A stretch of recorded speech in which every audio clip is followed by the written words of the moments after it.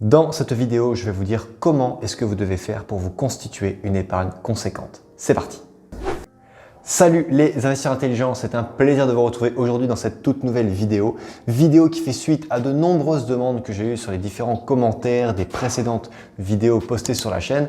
Et donc, je vais vous dire en fait quelles sont les méthodes que vous pouvez adopter dans votre quotidien pour, au fil de l'eau, au fil de votre vie, vous constituer une épargne importante.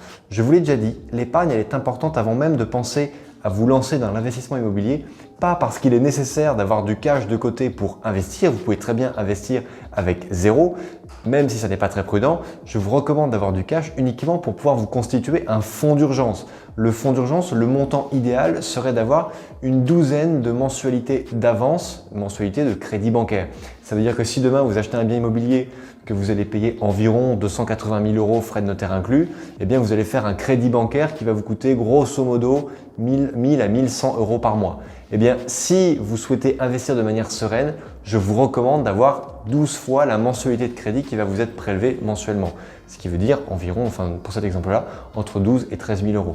Si vous montrez à votre banquier que vous allez faire cet investissement en bon père de famille et que si il arrive quoi que ce soit, parce que le facteur risque est toujours quelque chose de possible en immobilier, eh bien vous avez une épargne de caution, vous avez un fonds d'urgence qui est là, qui est prêt à être dégainé pour rembourser le crédit à la place de votre locataire, à la place de votre investissement, si toutefois ça se passait mal. Une fois de plus, ça n'est pas du tout une obligation d'avoir ce fonds d'urgence, mais c'est la recommandation de Monsieur Rodolphe pour que vous puissiez investir sereinement. D'accord ? Il y a des personnes qui ont fait des investissements immobiliers, qui ont eu de mauvais locataires, qui ont investi dans de mauvais endroits, qui ont investi sans se former, sans rien savoir parce qu'ils ont simplement écouté des conseils de personnes qui ne devaient pas forcément être très avisées. Et lorsque vous n'avez quasiment pas d'épargne de côté, que vous avez pas ou peu de revenus et que votre locataire vous laisse un petit peu tomber, eh bien, il y a des personnes qui ont été contraintes de vendre leur maison, de vendre leur voiture ou bref, de se séparer de certaines choses parce que la banque peut certes suspendre l'échéance, reporter le crédit pendant un certain temps, mais ce temps n'est jamais éternel, d'accord ? Donc, faites attention. Investissez toujours en bon père de famille et constituez-vous ce fonds d'urgence. La première chose que je peux vous dire déjà, c'est de limiter les dépenses futiles. Alors, ça paraît complètement rédhibitoire, complètement idiot ce que je viens de vous dire. Mais regardez par exemple, là on vient de terminer une période de confinement qu'on n'a jamais vécue. Même mes grands-parents n'avaient jamais vécu une telle période. Eh bien, on s'est rendu compte qu'en fait on pouvait très bien vivre sans dépenser. Donc essayez de regarder un petit peu vos relevés de compte des derniers mois depuis que le confinement est terminé et regardez un petit peu ce que vous avez dépensé qui était un petit peu inutile. Très souvent, on est attiré par une promotion, on est attiré parce qu'il y a ça à faire, je suis allé faire un salon, j'ai vu telle chose. Et en fait, on se retrouve un petit peu attrapé à faire une dépense qui n'est pas du tout nécessaire. Moi, ce que je fais lorsque j'ai envie de m'acheter quelque chose, alors par exemple, c'est curieux ce que je vous dis là, mais le polo que j'ai aujourd'hui, je l'ai acheté hier, d'accord ? Et en fait, je l'ai acheté hier, mais je suis passé devant la boutique la semaine dernière et je me suis dit, bon, voilà, j'ai vu ça en vitrine, je me suis dit, bon, c'est quand même pas mal. Et puis, bon, je vais voir si j'en ai toujours envie demain. Et j'y repensé, je fais oui, en fait, j'en ai encore envie. Donc, j'y suis allé et je me suis acheté mon polo. Mais tout ça pour vous dire que c'est pas, je l'ai vu et tout de suite, j'ai eu une pulsion qui a fait que je l'ai fait. D'accord ? Je fais toujours des choses qui sont réfléchies. Une autre astuce par rapport à ça, quelque chose que j'ai vécu beaucoup plus récemment, lorsque j'ai vendu, lorsqu'on doit vendre sa voiture pour en acheter une autre, vous devez tout d'abord faire dans l'ordre que je viens de dire. D'accord ? C'est que vous devez d'abord vendre votre voiture, quitte à en louer une pendant une semaine ou deux, même si ça vous coûte de l'argent, plutôt que d'en acheter une, parce que si vous en achetez une avant de vous être séparé de la précédente, eh bien, vous risquez de vouloir vendre la première de manière très rapide, donc avec une baisse de prix importante, parce que vous ne voulez pas assurer de crédit à la consommation pour votre voiture, ou tout simplement vous ne voulez pas avoir deux voitures à vous garer dans la rue pour différentes raisons. Donc faites toujours attention, débarrassez-vous d'abord de ce que vous voulez vendre avant de racheter ce pourquoi vous voulez remplacer. Ensuite, vous devez également travailler votre rigueur financière, d'accord ? Il y a Robert Kiyosaki qui le dira toujours mieux que moi. payez-vous en premier. Donc si vous gagnez, admettons, 2000 € net par mois, si votre salaire arrive le 28 ou le 30 de chaque mois, eh bien le lendemain du jour où votre salaire est arrivé, vous devez vous faire un virement permanent de 10, 15, 20, 30%, faites en fonction de vos possibilités. Mais même si vous ne pouvez mettre que 20 ou 50 €, mettez quand même 50 € parce que je peux vous garantir quelque chose, c'est que si vous montrez à votre banquier que sur les 20 derniers mois, vous avez mis 50 € de côté tous les mois religieusement et donc que vous avez fait cette démarche qui atteste d'une excellente santé financière de votre côté et que vous savez gérer, eh bien ça va impressionner le banquier parce que beaucoup de gens se disent non, 50 € par mois c'est rien du tout alors que je peux mettre de temps en temps 300, 500 €. Faites-le de manière régulière. S'il y a des mois où vous pouvez mettre 200, 300 €, épargnez 200 ou 300 €, mais quoi qu'il arrive, épargnez toujours au minimum 50 €. Moi-même, j'ai un rappel, c'est le 5 de chaque mois. Je fais point sur finances personnelles et c'est là où je fais tous mes virements. Je vérifie que tout a bien été viré, préparé, etc. etc. Ensuite, demandez une suspension d'échéance ou un report de crédit. Ça, c'est dans le cas où vous êtes par exemple propriétaire de votre résidence principale, vous avez un crédit qui est adossé ou vous avez un crédit pour votre automobile par exemple. Eh bien, vous pouvez demander à votre banque de suspendre l'échéance pendant 12 mois par exemple. Donc, si vous avez un crédit qui vous coûte 1000 € par mois, eh bien pendant 12 mois, vous allez pouvoir mettre 1000 € de côté. Alors, faites attention.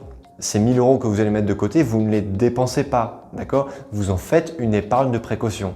Et la banque, très souvent les banques l'autorisent et c'est même parfois écrit déjà de base, de fait dans les contrats de prêt. Vous pouvez donc très facilement épargner 12 mois de crédit et les faire travailler sur un contrat d'assurance vie par exemple. Ensuite, ce que j'ai noté pour vous, c'est que écrivez en gros le montant que vous souhaitez épargner chaque mois ou même chaque année. C'est-à-dire qu'aujourd'hui, on est en 2020, début 2021, vous allez décider de la somme que vous voulez avoir épargnée à la fin de l'année 2021. Et bien là, ce que je vous recommande, c'est vous l'écrivez en gros, mais vraiment en énorme. Vous vous dites, voilà, l'écart que je vous fais entre mon pouce et mon index, c'est un chiffre, d'accord? Donc si à la fin de l'année 2021, vous voulez avoir épargné par exemple 6 000 €, ça veut dire que tous les mois, vous devez épargner 500 €. Donc vous marquez en gros 6 000 €, 31 décembre 2021. Vous l'écrivez en gros parce que votre frigo, vous y allez le matin, vous y allez le midi, vous y allez le soir, vous y allez même peut-être 10 fois par jour chaque fois que vous l'ouvrez. Et je peux vous garantir que même si à la fin vous ne le lisez plus, votre cerveau va en prendre la photo. Et la plus belle chose que vous puissiez faire pour réussir à atteindre votre objectif, c'est de stimuler votre cerveau dans cette direction et vous allez voir que vous allez mettre en place doucement certaines choses. Et si vous avez cet objectif qui est tout simple d'écrire sur votre frigo quel est votre objectif que vous voulez, eh bien vous allez multiplier quasiment par 10, peut-être par 100 les chances d'atteindre l'objectif. Ce que vous pouvez faire également, c'est mettez ce que vous voulez avoir épargné par mois, mettez ce que vous voulez avoir épargné au bout de 6 mois et enfin au bout de 12 mois. Moi, les élèves que j'ai dans la formule élite, un des engagements que je leur fais prendre, c'est voilà, quel est votre objectif? Là, j'ai une personne par exemple qui vient de prendre le programme. Elle, ce qu'elle veut, c'est acheter une superbe maison style héritage dans son pays d'origine. Et donc, je lui ai dit, écoute, ce que tu vas faire, c'est que tu vas aller sur Google, tu vas chercher la photo, la vision idéale de cette maison que tu veux avoir dans 5 ou 10 ans par exemple. Et tu prends cette photo, tu l'imprimes en format couleur et tu la colles sur ton frigo. D'accord? Tous les jours, tu vas passer devant. Et vraiment, tu mets même pas des aimants, d'accord? Tu la scotches sur le frigo parce qu'il ne faut pas qu'un enfant vienne, puisse jouer avec, s'amuse à jouer avec les aimants comme moi le font mes enfants. Bref, il faut vraiment que ce soit quelque chose de figé, vraiment presque gravé dans le marbre. D'accord?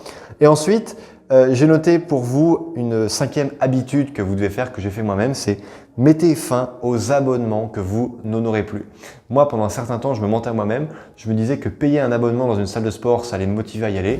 J'ai payé pendant un certain temps, puis je me disais non quand même Rodolphe, tu vas pas résilier ça, même si tu vas pas, ne résilie pas, comme ça, si du jour au lendemain ça te prend, tu peux y retourner. Le fait est, c'est que si vous n'y allez pas pendant 6 mois, vous avez perdu 6 fois 30 €, donc 6 fois 30, 180 € en tout.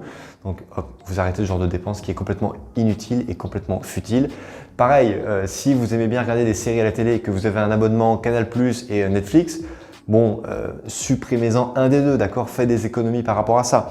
Si vous voulez acheter des livres en ligne gratuits, vous avez plein de sites internet par rapport à ça. Bref, il y a toujours moyen en fait de baisser vos dépenses. Vous remarquerez ici que je vous donne uniquement des techniques qui ne vont pas vous permettre de gagner plus d'argent, c'est simplement des moyens d'en dépenser moins. Parce que aujourd'hui, avec les revenus que vous avez déjà de quoi mettre de côté. Ou en tout cas, si vous n'avez pas la possibilité, vous avez au moins la possibilité de mettre 15 à 20 euros, même 50 euros par mois de côté.